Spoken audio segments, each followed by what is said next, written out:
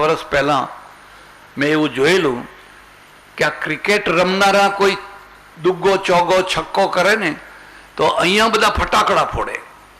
એમાં પાકિસ્તાનવાળા કંઈ થાય તો અહીંયા પાછા ફટાકડા ફોડનારા નીકળ્યા હતા. અને જો હારી જાય તો ટીવી તોડી નાખે અને જીતી જાય તો ગાંડા ગાંડા થઈ જાય. કારણ કે આપણે નથી વિજયને પચાવી શકતા, નથી પરાજયને પચાવી શકતા. અને જે પ્રજા વિજયને ના પચાવી શકે, પરાજયને ના પચાવી શકે, કદી મહાન ના થઈ શકે. મહાન થવાની આ અનિવાર્ય શરત છે કે તમે વિજયને પચાવી શકો છો, પરાજયને પચાવી શકો છો, તો પ્રજા મહાન થઈ શકે. નહીં તો એ છીછરી થઈ જાય. ને છીછરી પ્રજાનો ઇતિહાસ પણ છીછરો જ હોય, એનો ઇતિહાસ કદી મહાન ના હોય. તથાપિ મમલે ન મુખાંબુજશ્રી રઘુનંદનસ્ય, ચહેરો જરાય ઉતર્યો નહીં, જે હતો એનો એ જ રહ્યો. ભલે મારા બાપુની જેવી આજ્ઞા, એમની જે આજ્ઞા હશે, એમની આજ્ઞા હતી કે તો ઉત્તરાધિક થા, રાજ્યાભિષેક તારો થાય, તો હું તૈયાર થયો હતો. હવે એમની આજ્ઞા હોય કે તું વનમાં જા, અરણ્યમાં રખડ, તો હું એ પ્રમાણે કરવા તૈયાર છું. મારે તો એક જ ધર્મ છે, પિતાની આજ્ઞાનું પાલન કરવું. એ સિવાય બીજો કોઈ ધર્મ મારો નથી. બધા ધર્મોમાં એક મુખ્ય ધર્મ બની જતો હોય છે, બાકીના ગૌણ થઈ જતા હોય છે.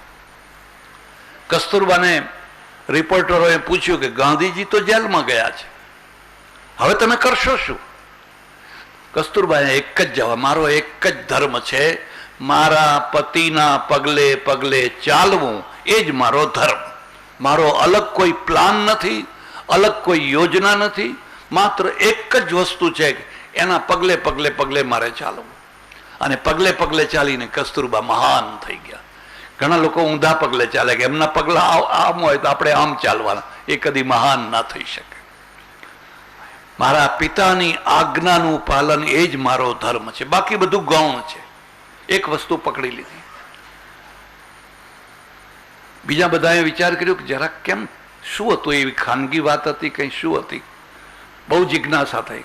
તમારે બધાને જાણવા જેવી નથી, જો કે ખબર તો પડી જ જવાની છે, એટલે હું તમને ખબર આપું છું કે રાજ્યાભિષેકનો કાર્યક્રમ બંધ રહ્યો છે. અને એની જગ્યાએ મારે 14 વર્ષ માટે વનમાં જવાનું થયું છે. એ સૂર્યોદય પહેલા હું વન નીકળી જવાનો છું. અને લોકોના હૃદય ઉપર પથ્થર પડ્યા, આઘાત લાગ્યો. અરર, વજ્રાઘાત આવું કોને સૂજ્યું? કોણે આવું સુજાડ્યું? બધા જ દુઃખી દુઃખી દુઃખી દુઃખી દુઃખી. પણ હવે સમય થોડો છે, સૂર્યોદય થવાની તૈયારી છે. એટલે રામ સીધા કૌશલ્યાની પાસે ગયા ને કૌશલ્યાના ચરણોમાં પડીને કહ્યું, માં, મેં તને કોઈ સુખ નથી આપ્યું, અને સુખ આપવાનો જ્યારે સમય મળ્યો ત્યારે મારે વનમાં જવાનું થયું. તું મને માફ કરજે. તમે કદી માની માફી માગી છે? માએ તમને કેટલી વાર મનાવ્યા તમને યાદ છે? તમે કેટલી વાર રીસાયા હતા બચપણમાં? કેટલી વાર દૂધ ઢોળ્યું હતું? કેટલી વાર ભાણાને લાત મારી હતી? કેટલી વાર ભાણું છોડીને ભાગી ગયા હતા? અને માં તમારા માટે ભૂખીને ભૂખી હોઈ ગઈ હતી. તમે કોઈ વાર માની માફી માગી હતી? અને હું તમને કહું છું કે કદાચ ના માગી હોય ને માં મરી ગઈ હોય તો એના ફોટા આગળ જઈને માફી માગજો. અમે તને ઓળખી ન શક્યા, અમે તમને સમજી ન શક્યા. જાંબિયામાં મારા એક ઓળખીતા સજ્જન, બહુ પૈસાદાર માણસ, આવો કોઈ પ્રસંગ આવેલો ને ધ્રુસકે રડવા માંડ્યા. મેં કહ્યું, શું થયું તમને? કે સ્વામીજી, બહુ ગરીબી હતી, બહુ ગરીબી હતી. અને મારી માં મારા મામાના ત્યાં જાય, 3 ગૌ થાય ગામ, તો મને તેડીને લઈ જાય. અને મારું વજન પણ એ તેડીને મને ઠેઠ સુધી લઈ જાય. અને રસ્તામાં એને થાક લાગે અને મને થોડીક વાર માટે ઉતારે કે બેટા આટલું ચાલ ને, પછી હું તને તેડી લઈશ, આટલું ચાલ ને. તો એ મને જો ઉતારે તો હું ઊંધો દોડું, પાછું આમ ના દોડું, ઊંધો દોડું. એટલે ફરી પાછી આવે ને ત્યાંથી ઉપાડીને મને ઠેઠ સુધી લઈ જાય. આજે મને એમ થાય છે કે જો એ માં જીવતી હોત તો એના ચરણ ધોઈ ધોઈને પેલા ઠાકોરજીના ચરણામૃત કરતા માનું ચરણામૃત મને વધારે મહાન લાગે. કેટલી વાર હું રિસાય, મેં કેટલી પજવી છે માને, કેટલી પજવી છે. અને એ મને એક જ, એ મને કાયમ મનાવ્યા જ કરે. તે ખાધું કે નહીં, આજ કેમ ઓછું ખાધું, તે ખાધું કે નહીં, તે ખાધું કે નહીં.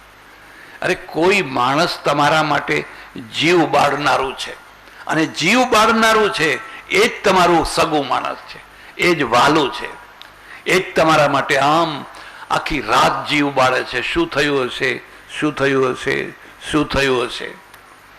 મારે રશિયા જવાનું થયેલું, અને રશિયામાં બધી ઘણી જગ્યાએ ફર્યા અમે. સાઇબેરિયાને પાર, આખું સાઇબેરિયા પાર કર્યું. સાઇબેરિયામાં એક જગ્યા, ત્યાં આયુર્વેદની ઔષધિ ચાલે, આયુર્વેદની. મને નવાઈ લાગી, ઠેઠ આ રશિયામાં આયુર્વેદ અહીં પહોંચ્યો છે, તો ચાલો આપણે મુલાકાતે જઈએ. એટલે હું ત્યાં સાઇબેરિયામાં મુલાકાતે ગયો. ઘણા માણસો, પેલા ડૉક્ટર ને વૈદ્યરાજ ને બધું જ જોયું, બધું થોડુંક આધુનિક બનાવેલું. એમાં એક ડોશી અને એની દીકરી બે મારી પાસે આવે. રશિયન ભાષા કંઈ સમજણ પડે નહીં, પણ એને એટલી ખબર પડી કે આ કોઈ પ્રિષ્ટ છે, આ કોઈ મહાત્મા છે, આ કોઈ સાધુ છે. કપડાં જોયે ને એટલે મેં પૂછ્યું અમારા ગાઈડને કે ભાઈ આ ડોશી શું કહેવા માગે છે. મને કે એ ડોશી એમ પૂછે છે કે મારો દીકરો 3 વર્ષથી ખોવાઈ ગયો છે, એ દીકરો પાછો આવશે કે નહીં, ને આવશે તો ક્યારે આવશે, એ તમને પૂછે છે. ઓહો હો હો. મેં કહું આ ખાલી ભારતમાં જ નથી ચાલતું, આખી દુનિયામાં આવું ચાલે છે, આખી દુનિયામાં આવું ચાલે છે. પણ એ મને કેમ પૂછવા આવી? અંધશ્રદ્ધા નથી હો, એનો પ્રેમ લઈ આવી.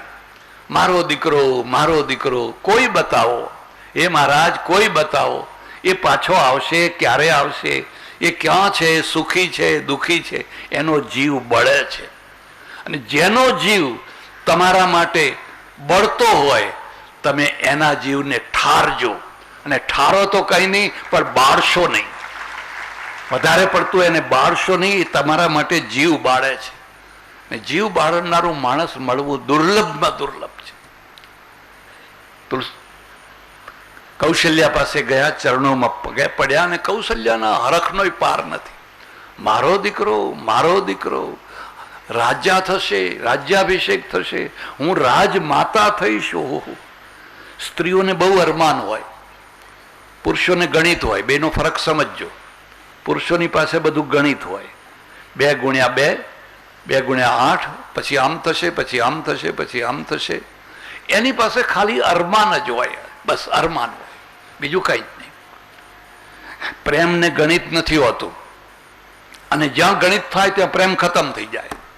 પ્રેમને કોઈ દિવસ ગણિત નથી હોતું, અને ગણિતવાળા કદી પ્રેમ કરી શકતા નથી હોતા.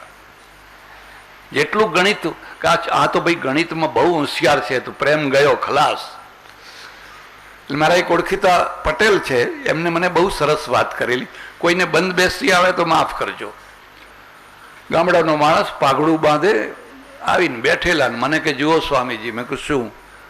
કદી પણ દીકરી કોઈ માસ્તરને ના પરણાવવી. આ એની વાત છે ભાઈ, તમે કોઈ ખોટું ના લગાડતા.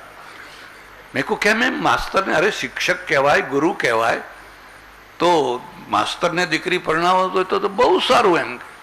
એમાં તમે આવું કેમ કહો છો?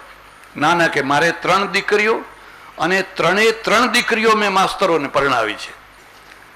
તમે તમને શું કડવા અનુભવ થયા? મને કે પહેલો અનુભવ તો એ થયો કે એક માસ્તરના ત્યાં હું જાઉં, એટલે 9 વાગે પહોંચું, એટલે ત્યારથી જ શરૂઆત કરે કે જુઓ હમણાં 9 વાગે 10 વાગે એક બસ જાય છે, એ સીધી તમારે ગામ જાય છે. પછી 12 વાગે જાય, પણ તડકો થઈ જાય, બહુ મોડું થઈ જાય. હવે તડકો લાગશે કે મને લાગશે કે એને લાગશે, પણ એની ઈચ્છા છે કે હું જમવા અહીં ના રોકાઉં, અને 10 વાગ્યાની બસમાં વિદાય થઈ જાઉં. હું સમજી જાઉં કે આ 10 વાગ્યાની બસ મને કેમ બતાવે છે. વાહ. પછી એક બીજો માસ્ટર છે, એ ગણિતના પ્રોફેસર છે, ગણિતના. આપણે જમવા, એ બસ તો ના બતાવે, આપણે જમવા બેસીએ ને એટલે વાત કરે કે ભારતની 80 કરોડની વસ્તી છે, 80 કરોડની. જો દરેક માણસ એક એક રોટલી ઓછી ખાય તો 80 કરોડ રોટલીઓ બચે. તો હવે અત્યારે આ વાત બોલવા જેવી છે? મને કે ગણિતની જ વાત કરે, ઓછી રોટલી ખાય તો આમ થાય ને ફલાણું થાય ને ફલાણું થાય ને. પછી મેં કીધું ત્રીજા છે, એ ત્રીજા છે ને જ્યાં તમે જમવા બેઠા ને મોંઘવારીની વાત શરૂ કરી દે. શું કરીએ? આ દૂધીના અત્યારે 20 રૂપિયા કિલોના છે. શું ખાય અત્યારે? એટલે પણ તને માસ્તરને પહેલા 10 રૂપિયા પગાર હતો, એનો 10,000 થયો, એ કેમ નથી બોલતો? પહેલા માસ્તરોનો પગાર 8-10 રૂપિયા હતો, આજે 10,000 છે, 12,000 છે, એથી વધારે છે. પ્રોફેસરોના તો 40,000 રૂપિયા છે. એ તો તમને યાદ જ નથી આવતું, અને આ દૂધી મોંઘી થઈ એ જ યાદ આવ્યા કરે છે. એટલે પછી મને કે હું જમવાના ટાઈમે જતો જ નથી. હું સમજી જાઉં કે નકામું આ ગણિત આપણને શીખવાડે, એના કરતાં આપણે આપણું બધું પતાવીને જ જઈએ તો સારું. ગણિતને ભાવના, પ્રેમ સાથે નથી રહેતા હોતા. ગણિત જરૂરી છે, એની ના નથી, પણ પ્રેમના ક્ષેત્રમાં ગણિતની જરૂર નથી. બીજા ક્ષેત્રોમાં, વ્યાપારના ક્ષેત્રમાં જેટલું ગણિત ગણવું હોય એટલું ગણો. અને આના ઉપરથી એક બીજી વાત પણ તમને કહું છું, જો તમને ગમે તો કોઈની સાથે દીકરા દીકરીના સંબંધ બાંધવા હોય તો બંગલો જોઈને ના બાંધશો. બાંધતા પહેલા 2-4 વાર એના ત્યાં જમી આવજો. ઓચિંતાના જઈને જમી આવજો, તો તમને ખબર પડે કે ઘીની ચમચી કેવી રાખે છે, એક રોટલી મૂકું કે અડધી મૂકું કે શું કરે છે કે શું, એ તમને ખબર પડશે. અને પછી નહીં તો આખી જિંદગી ગણિત જ ગણિત ચાલવાનું છે. એટલે પ્રેમ અને ગણિત બે સાથે નથી. માના પાસે ગણિત નથી હોતું. માં તો ગણિત બહારની વસ્તુ છે. કૌશલ્યાને કહ્યું, માં એક સમાચાર તને આપું, તારાથી જીરવાશે નહીં, પણ આપ્યા વિના છૂટકો નથી, તું જીરવી નહીં શકે. પણ કહેતો ખરો, એવું શું થયું છે? રાજ્યાભિષેક બંધ રહ્યો. હવે મારે રાજ્યાભિષેકે બેસવાનું નથી. સૂર્યોદય પહેલા મારે જંગલ જવાનું છે, વનમાં જવાનું છે, એટલે હું તારી રજા લેવા, આશીર્વાદ લેવા આવ્યો છું. અને વજ્ર જેવો આઘાત કૌશલ્યાને તો, અરે મારો દીકરો, ફૂલ જેવો કોમળ આવો દીકરો. આઘાત તો લાગ્યો, પણ થોડી વારમાં એને કળ વળી ગઈ. મેં તમને કહ્યું ને, કૌશલ્યામાં ડાપણ છે. ડાપણ ને ઉભરો બે એક સાથે ના રહે. તમારામાં ડાપણ છે તો તમે કદી ઉભરાવાના નથી. તમે એ ઉભરાને ડાપણ કંટ્રોલ કરશે. અને ઉભરો બે દિશાનો હોય, કાં તો હર્ષનો ઉભરો હોય, કાં તો શોકનો ઉભરો હોય. હર્ષનો ઉભરો હોય તો આમ ઉભરાવા લાગે, અને શોકનો ઉભરો હોય તો આમ રોકૂટ કરવા લાગે. કૌશલ્યામાં ડાપણ છે. એને કહ્યું, જો બેટા, ભલે અનિષ્ટ થયું, ખોટું થયું છે, હું માનું છું, પણ તારો ધર્મ, તારા પિતાની આજ્ઞાનું પાલન કરવું એ જ તારો ધર્મ છે. જેમાં તારા પિતા રાજી થાય એ જ તું કર. હું પથ્થર મૂકીને 14 વર્ષ આ બારણે તારી રાહ જોયા કરીશ, પણ કોઈ એમ ના કે રામે પિતાની આજ્ઞાનું પાલન ના કર્યું, અરે કેવી કુંખે જન્મ્યો હશે.